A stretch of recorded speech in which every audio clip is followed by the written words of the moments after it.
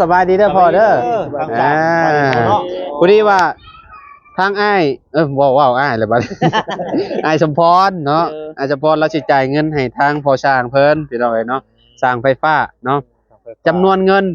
5 ล้านสิไปจ่ายคาองเตอร์เนาะโดยอีหล่ามอบเงินให้เพิ่นเลยลูก5 ล้านกีบเนาะพี่น้องเอ้ยเนาะครบอยู่แล้วว่าบ่คะแนนบ่คะแนนคะแนนครบก็ดีไปเนาะคะแนนเกินก็อย่าว่ากันเนาะ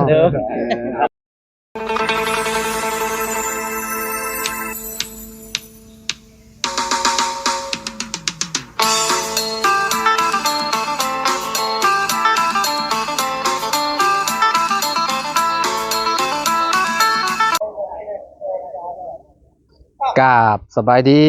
สวัสดีพ่อแม่พี่น้อง FC เบิร์ดสุขุทุกคนบ่ว่าสิอยู่ในและก็ต่างประเทศเด้อพี่น้องเด้อเนาะก็ยินดีต้อนรับเข้าสู่ช่อง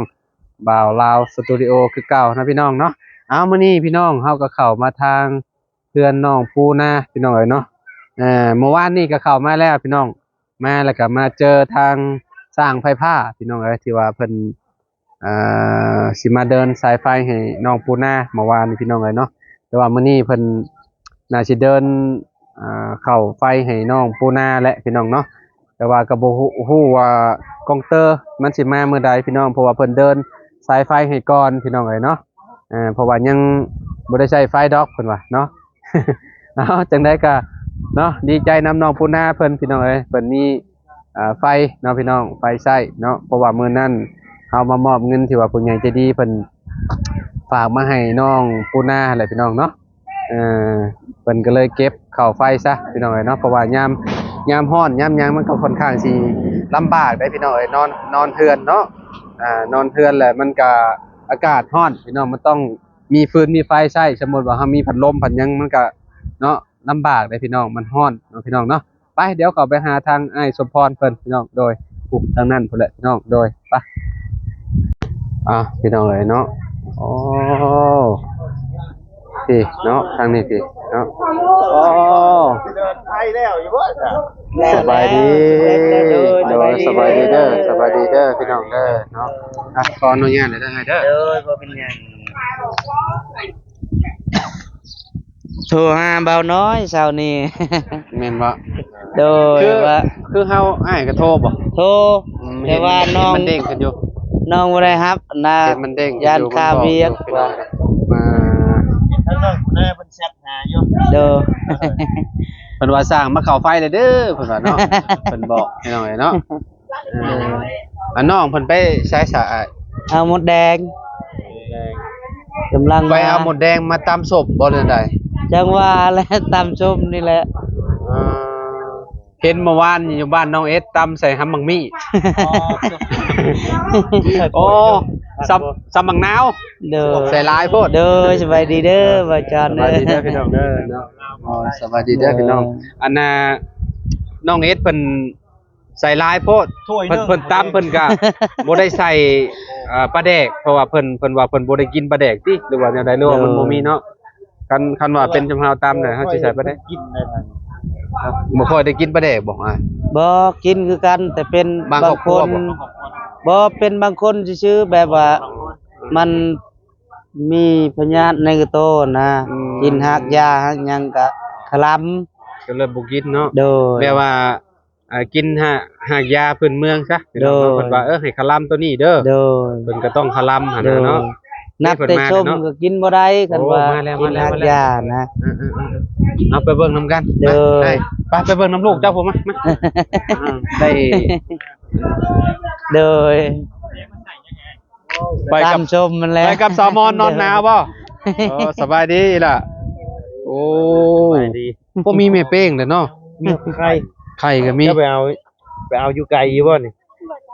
โอ้เบิ่งบ่แม่นแถวนี้แต่ว่าโอ้ไข่เลยไข่ตึงเลยนี่ไข่ตึงเนาะเอาไปใส่ตำบังละหมดเด้อเจ้าสิเฮ็ดได้กิน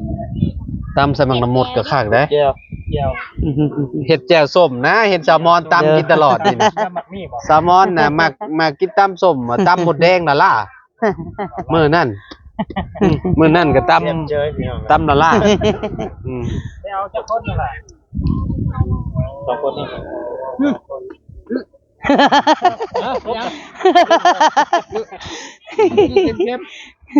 ใส่เกลือ อ๋อนี่เด้มันมีเกลือน้ำเฉพาะข่อยบายกินนี่มันแบบ ก็ว่าอยู่คือว่าหาที่ แบบว่าให้มันเป็นตายไว้เด้ ใส่เกลือแล้วมันตายไว้ แม่นมันตายไว้มันเหงาเด้โอ้คักแกงหน่อไม้พร้อมบ่น่ะไปกับน้าสาวพี่น้อยเนาะ ไม่ก็ได้เนาะ หน่อไม้ก็ได้ ทำไมบง โอ้หมากอันนี้ก็ยังอยู่พี่น้อยเนาะนี่หมากอันนี้ที่เพิ่นเก็บเนี่ย ยังมันสุกเด้ มันไม่เกิดที่แค่ อยากอยู่ได้เดี๋ยวเอามาฝากกับเจ้าเดี๋ยวสิเอามาฝาก ยังบ่ทันสุก พอดีมื้อเอิ้น โดย มื้อเอิ้น มีซุปแล้วโอ้นี่ซุปเลย สุกแล้วนะ เสียเมื่อให้เมียกินลองเบิ่งเนาะพร้อม เกลือเจ้าหม้อใส่ตัว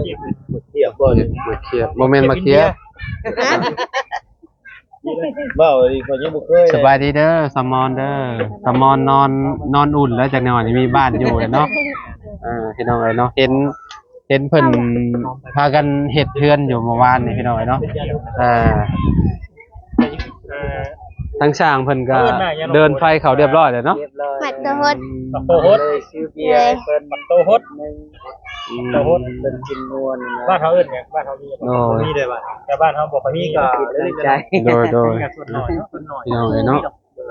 แต่ขี้ เพิ่นเดินแต่เช้าพุ่นเนาะอ้าย ไปแต่โดนอะไรน้องปู แต่น้องกูทักหาเบาไล่แล้วก็เบาน้อยนะ โดยตัดกล้วยบ่จะไปตัดกล้วยบ่อ้าย กล้วยกับ ตัดกล้วยฝากไผ ฝากเจ้านะ ฝากเฮา เดินฝากน้องเมืองนะ อยู่สวนจ้ะบ่ พ่อน้ำลุงเพิ่นอยู่บ้านแกงแปสีเขือ ลุงของเมียเจ้าบ่เลยได้ ลุงแบบว่าเอื้อยเฮาอยู่นำเพิ่นเอาครัวนะ อ๋อเอ้ยเจ้าไปเอาผัวอยู่บ้านแกงแป โดย อ๋อแล้วเพิ่นปลูกกล้วยบ่ โดย อ๋อคิดว่าแบบเจ้าไปซื้อมาซะดอกบ่เป็นหยังอ้ายเอ้ย ก็ เนาะ เอาคือเพิ่นก็ให้ อื เชื่อ ม ว่ารักษาน้อง โดย เรือบ้านบ่ โดยอ๋อ บ่มี สาม หยัง สามเครือเลยเนาะ สีเขือ สี่เลย โด อ๋อย เดี๋ยว มียังมาพักมาต้อนนะก็เลยก็ป่วยเพิ่นไปตัดเอาแล้วก็ มาแต่ละเทื่อก็ มาละมุดพร้อม มึงน้ำมุดก็มี เด้อ อ๋อ จะไปขอน้ำเพิ่นเพราะว่ามา เพิ่น มุด บ่ของเพิ่นเป็นก่อนบ่เลยอะไรคือสุกเลย เป็นก่อน บัดเฮือนชุมเจ้านี่คือแบบมันหากะเป็นบ่ ฮะก็เป็น สงสัยหากะเฮิมนะนี่เนาะ ออยังบ่ทันสุก บัดมันสุกก็สิได้มากินน้ำลาวจะดอกพี่น้อยเนาะเพราะว่าอยู่บ้านหายากแล้วได้อ้ายบ่ค่อยได้กินแบบบางน้ำมุดแบบนี้นะ เออ เพราะว่า ตอนกระเจ้าเข้าไผน่ะคือต้นบางน้ำมุดนี่บักถิ่มเบิดเลย เนาะมันตะกี้แต่ก่อนก็คือกันเลยกับเขตชุมบ้านชุมเจ้านี่แหละ มันก็บ่อึดคือกันพี่น้อง แต่ว่าคุมื้อนี่ต้นบางน้ำมุดแทบสิแบบบ่มีเลยในหมู่บ้านแบบนี้น่ะ คือแบบต้นมะพร้าวแบบนี้ก็บ่มีเลยพี่น้องเอ้ยเนาะมันหายากแหละพี่น้องเพราะว่าเพิ่นย่านมันเวลามันลมมันหยังแหละย่านมันหักทับเสาไฟหั่นนะต้นบางน้ำมุดตะกี้แต่ก่อนมันก็ใหญ่แล้วเนาะ แม่น ใหญ่แห้งพี่น้องเอ้ยเนาะบางต้นก็คือแบบปอหลายปีเลย20-30 ปีแบบนี้หั่นนะแต่อันนี้หลายปีแล้วบ่สาต้นบางน้ำมุด ลาตีกัน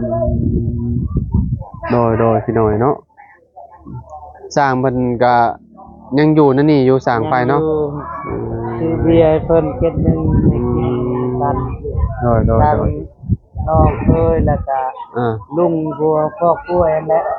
ลามาดินนำแล้วก็ดองเฮา โดย เพราะว่าลาวบ้านเช่าเด้ครอบเช่า อ๋อ น้อง อ๋อ สาวน้องเคย อ๋อเฮือนน้องสาวจะบ่นี่นะอ๋อมาเบิ่งดูอ้ายเพิ่นเฮ็ดแบบใดเพิ่นสิเฮ็ดแบบใดอันนี้นะอ๋อข่อยแล้วว่าเพิ่นบากเฮือนให้ไผเฮือนซามอนนี่เนาะ แม่นเลย แล้วก็หาเงินเพื่อสิได้เฮือนหลังนึงแล้วก็ได้เนาะเฮือนเราก็หลังกระต๊อบนิดหน่อยแหละพี่น้องเอ้ยเนาะอ๋อเพิ่นเอาเสาแบบนี้เนาะอ้ายเนาะเสากลมแบบนี้พี่น้องเอ้ยเนาะโอ้ เช่ายางโบงก็ไปตัดยางโบงผู้อ้ายทาสนั่นมันเลย อ๋อ ต้นยางโบงบ่นี่น่ะ โดย อ๋อเสายางโบงพี่น้องเนาะเอา นั่นก็เช่าไม่ซักบ่ปลูกแต่เก่า เพิ่นเฮ็ดจักห้อง2ห้องบ่อ้าย จังว่านี่แหละ อ๋อ ประมาณ สองหรือสาม นะ ห้าคูณห้าบ่ประมาณจำนั้นบ่ คูณ6บ่รู้ 5คูณ6บ่จ้างเพิ่นเฮ็ดบ่เนี่ยอ้าย บ่ให้ลุงเพิ่นเฮ็ดให้ อ๋อ ช่วยกัน อ๋อคือแบบหายแฮงกันเนาะ โดย เออ เพิ่นช่วยคือจาง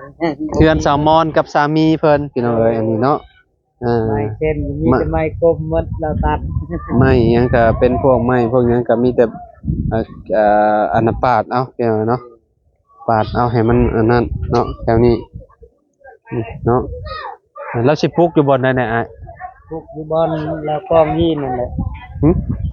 เรากองยินมัน อ๋อมองหันบ่ อ๋อมองหันเลยเนาะ ติดกับเรือนเก่าเรา อันนั้นเฮือนเก่าลาวพี่น้องกระต๊อบนิดหน่อยนั่นเด้พี่น้องเด้กระต๊อบนิดหน่อยนั่นเนาะคือเฮือนสามอนเนาะ โดย มีลาวอันที่ว่าเป็นคนแขวงบุรีคำไซบ่ โดยจัง แม่น ว่า บ่อยู่แถวปากกระดิ่งบ่ ปลากระดิ่ง อืม กับแพงเนี่ย เนาะเพิ่นมาอยู่นำกันโดนแล้วบ่อ้าย โดนแล้ว อ๋อหักยังบ่มีลูกบ่ โดย อ๋อเมียจักปีแล้วก็ น้องอันนั้น แม่น้องเจ้าจักปีเธอยังบ่มีลูก ประมาณ4ปีแล้วก็ อายุเราหั่นนะ อายุ อายุน้องเจ้าน่ะ จังว่า ฮอดระบ่สาวปลาย 25ได้บ่ ฮอแล้วเพราะว่าน้องสาวทัดเฮาอยู่บ้านดงนี่ทัดน้องสาวเฮา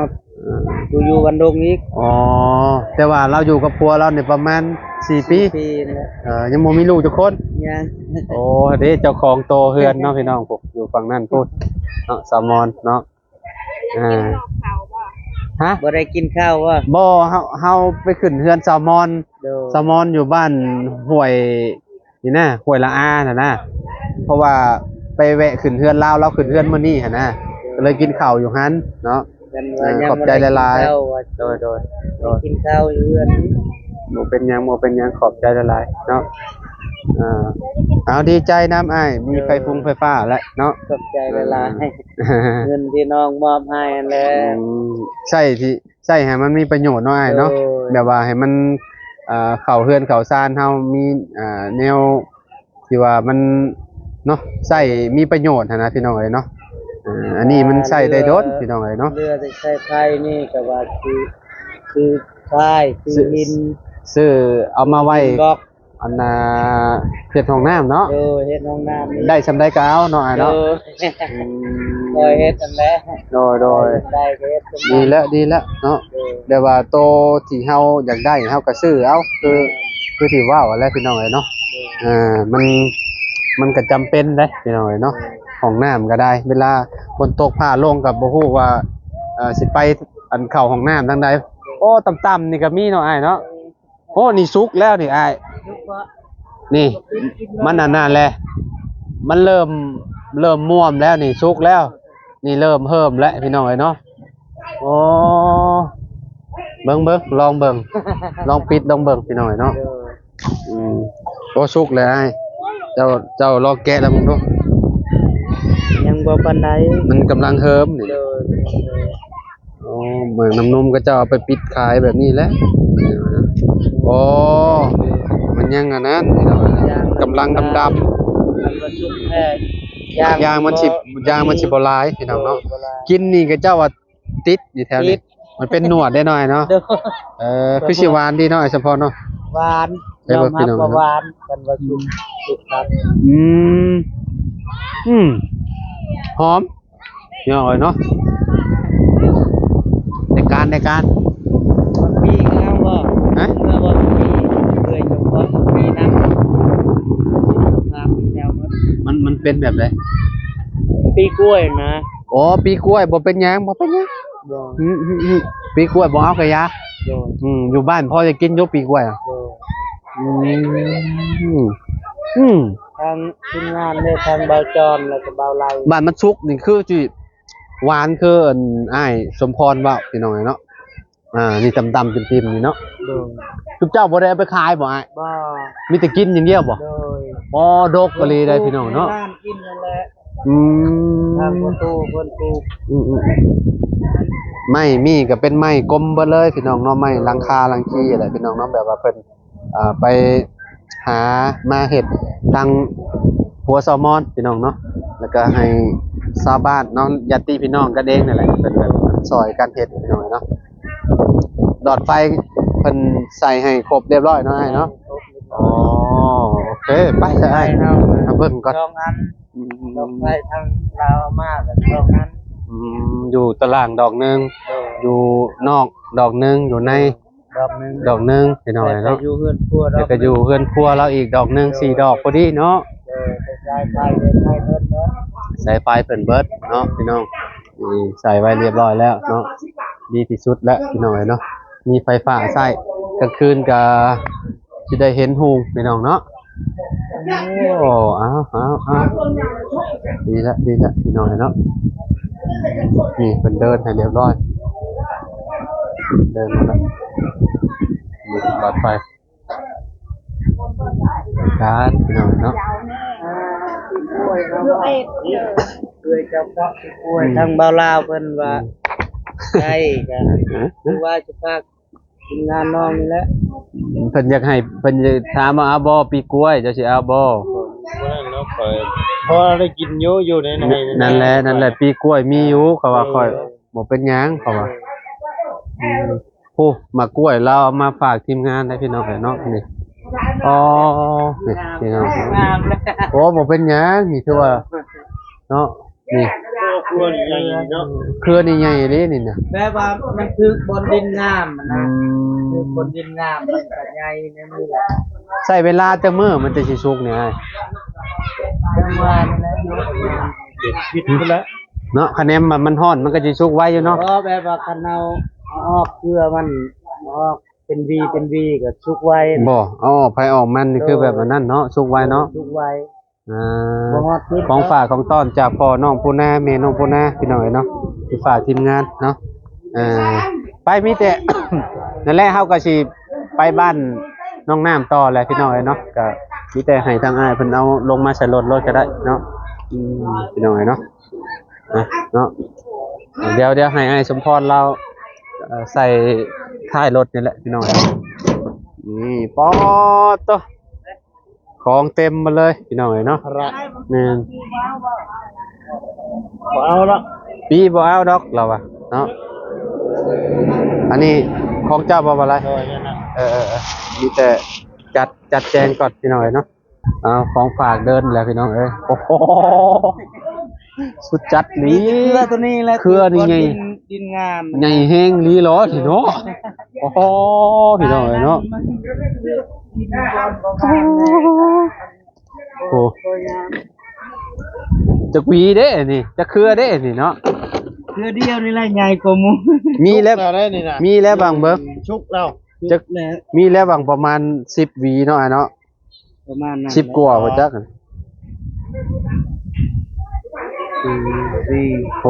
8ประมาณ10เนาะ แม่ เอาว่าไล่เอาขึ้นควงเม่นอยู่นี่รถ ได้แล้วเนาะ ได้ยันแต่มันซ้ำมาเลย ตั้งไว้บ่ฮู้ เอานั่นแหละบ่ได้แล้วเอานอนไว้คือเฮาเอานอนนั่นแหละ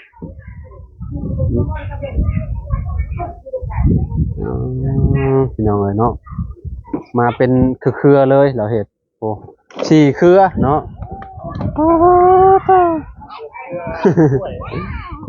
โอ้อันนี้ตึงคักอยู่ตัวนี้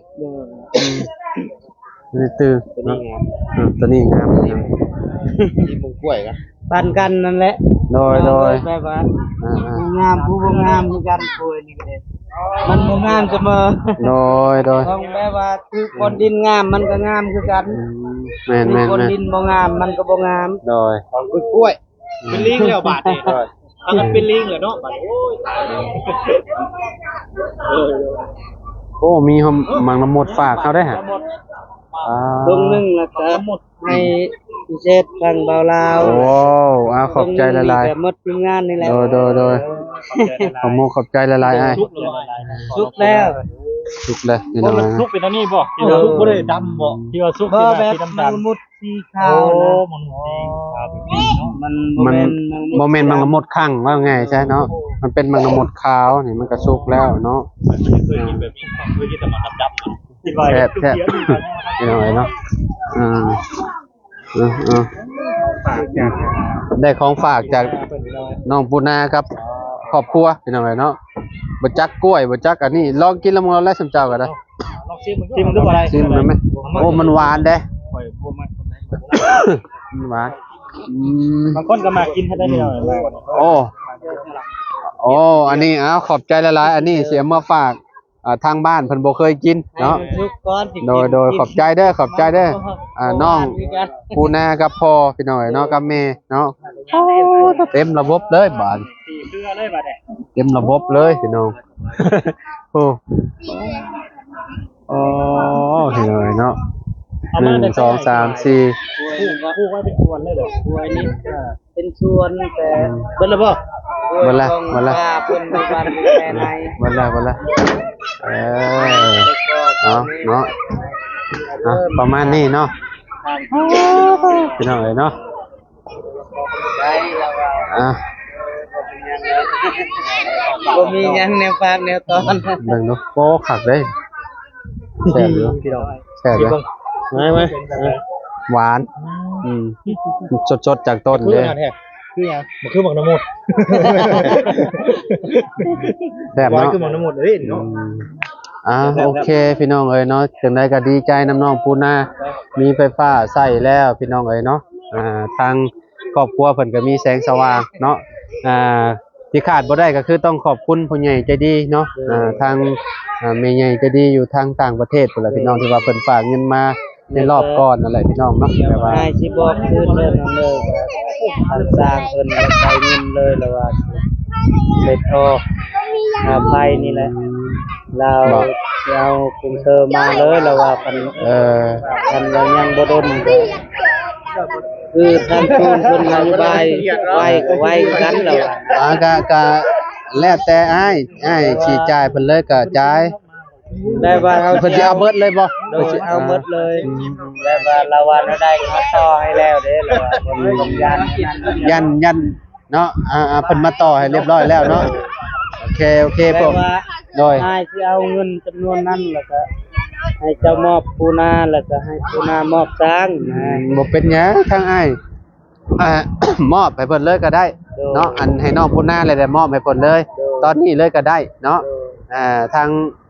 ช่างเพิ่นมาเข้าไฟเนาะพี่น้องมาเข้าไฟแล้วเรียบร้อยแล้วเหลือแต่เอากองเตอร์มาใส่ก็คือจบพี่น้องเอ้ยเนาะตอนนี้ก็มีแต่ให้น้องพุ่นหน้าเพิ่นจ่ายเงินเพราะว่าเพิ่นสิเอาเงินไปจ่ายค่ากองเตอร์เพิ่นว่าพี่น้องเอ้ยเนาะทางสร้างไฟฟ้าเพิ่นเนาะก็เลยว่าเอาให้ทางเพิ่นลงมาเอาหับเงินน้ำน้องพุ่นหน้าเลยก็ได้เนาะให้ทางพ่อน้องพุ่นหน้าจ่ายเงินให้เพิ่นพี่น้องเอ้ยเนาะสบายดีเด้อน้องดอกแก้วเอาย่อก็แล้วบาดนี่โอ้ยไอ้คนน้อยๆน่ะเก่งไหนน้อยๆนั่นน่ะนี่แหละหนู พี่น้องเอ้ยเนาะเดี๋ยวรอทางอ้ายเพิ่นลงมาเนาะทางสร้างเพิ่นพี่น้องเอ้ยเนาะสบายดีเด้อพ่อเด้อพอดีว่าทางอ้ายว้าวอ้ายเลยบัด อ้ายสมพรเนาะอ้ายสมพรเราสิจ่ายเงินให้ทางพ่อช่างเพิ่นพี่น้องเอ้ยเนาะสร้างไฟฟ้าเนาะจำนวนเงิน5 ล้านสิไปจ่ายค่าคอมเตอร์เนาะโดยอีหล่ามอบเงินให้เพิ่นเลยลูก5 ล้านกีบเนาะพี่น้องเอ้ยเนาะ เบิ่งเนาะ ครบอยู่แล้วว่าบ่คะแนน บ่แม่นเนาะ บ่คะแนนคะแนนครบก็ดีไปเนาะคะแนนเกินก็อย่าว่ากันเนาะ ทำให้ข่อยก็ได้เด้อ คะแนนมันเกินมา เจ้าก็จะปา มาทางนี้น้องพี่ เอาหยอกพี่น้องเอ้ยเนาะเนาะโอ้คักแหละบ้านนี้พี่น้องเอ้ยเนาะมะพร้าวอีกบ่ดนนี่ก็เพิ่นสิได้ลงแล้วพี่น้องเอ้ยเนาะ ตัดกินแล้ว แนวมันแล้วเพราะว่าย่านได้เวลาฝนตก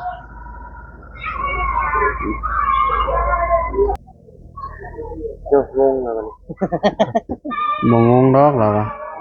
ครบแล้ววะ 1ตับโอ้ใบ50ใบ50อยากงงนำใบ50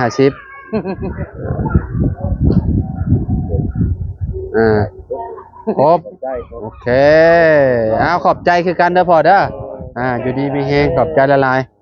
ก็คือมีแต่ลาวนี่แหละเขตแถวนี้นะพี่น้องเอ้ยเนาะอยู่ไสก็ได้อยู่ไสก็ได้คือแบบเราไปแล่นเข้าเบิดพี่น้องนะ เบิ่งน้องก็ได้ ไปได้เบิดบ่เจ้านี่ ได้มา ใส่ลุยดิเจ้านี่เนาะ ลุยครับลุย ได้ว่าลาวรับงานทั่วไป โอเคขอบมุกขอบใจละลาย ไป ขอบใจละลายเด้อทางพ่อทางช่างไฟฟ้า เดี๋ยวถ้ามีโอกาสเดี๋ยวใช้บริการอีกคือเก่าเด้อโดยขอบมุกขอบใจละลายเด้อเนาะบัดนี้พี่น้องก็สิขอโตเลยเด้อบัดนี้เด้อเนาะก็มีแต่ฝากขอบคุณผู้ใหญ่ใจดีอีกจักเทื่อหนึงหน่อยเด้อน้องปูนาเนาะเพิ่นก็บ่ได้ประสงค์ออกนามคือเก่าแล้วเนาะเพิ่นคือสิเบิ่งคลิปซุม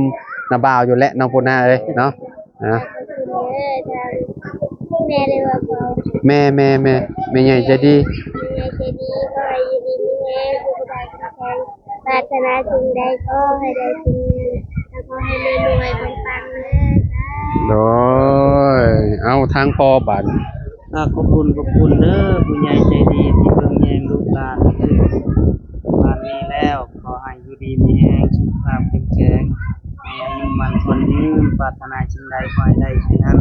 ดีไม่ดีขอให้ร่ำรวยเด้อเฮ็ดเพราะว่าสิเฮ็ดธุรกิจการงานใดๆขอให้ประสบผลสำเร็จตลอดปีและตลอดไปเด้อสา โด ธุ ยเนาะเอาเมื่อเอิญพูสิเดินทางเขาก็ได้พี่น้องเนาะแต่อยู่เบิ่งบ้านน้องน้ำก่อนเนาะพี่น้องกันว่าสร้างว่าหยุกมื้อเอิญเนาะหยุกบ้านน้องน้ำแล้วเรียบร้อยก็พากันเดินทางกลับและจะมาก็ได้เนาะขอบใจเลยเด้อมากล้วยเด้อน้องปูนาแล้วก็มากละมุดหรือว่ามากน้ำนมแล้วก็มากอีหยังมุ ตะหด มักตะหดเนาะขอบใจละลายเด้อปูนาเด้อโดยน้ำบ่าวไปป้าเด้อปานนี้เด้อเอาจังได๋ก็เอาอยู่ดีมีแฮงขอบใจละลายเนาะโชคดีคือกันไปพี่น้องเอ้ยเนาะเอาจังได๋ก็ขอบคุณทุกๆคนเลยที่ติดตามหรือเป็นกำลังใจให้เด้อพี่น้องเด้อบ่ว่าสิอยู่ในและก็ต่างประเทศขอบคุณเบัดทุกผู้ทุกคนพี่น้องเนาะเอาสำหรับคลิปนี้เนาะครับก็ขอโตวเลยเด้อพี่น้องสบายดีและสวัสดีเด้อพี่น้องเด้อ